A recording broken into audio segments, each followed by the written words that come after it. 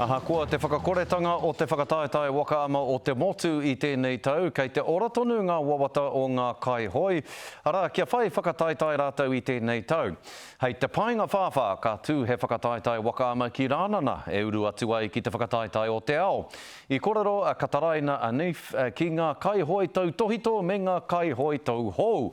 E whakaheke tō tāna ki angi tū rātou I tēnei tau.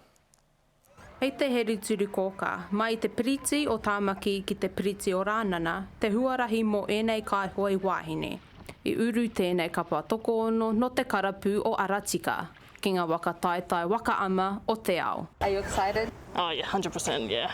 When Liv mentioned that we were going to put a team in, I was like, put me in. We're all excited because we all have a goal, a common goal, and it's important for everyone to have a goal of some form. Ka rea Vanita Glassi mo te tatari mo te haerenga nui.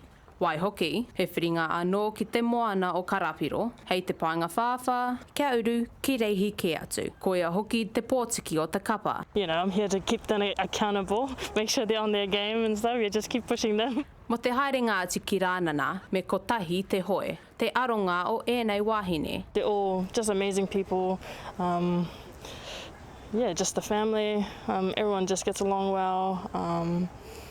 Yeah, on and off the water. These next few months for our whānau, we'll be testing.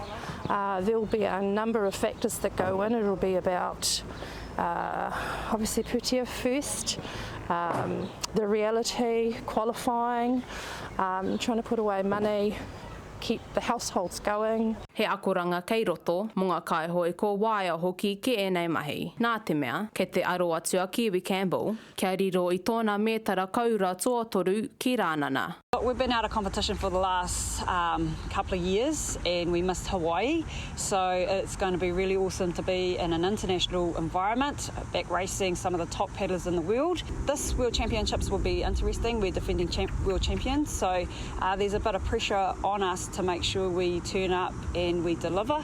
Ahakoa ngā ua-uatanga I ngā tau, he toa anō te whiwhi, ina ko te taumata o ngā tauwhāinga a ao, te huarahi mo ēnei kaihoi. Kataraina Enif, Te Karere.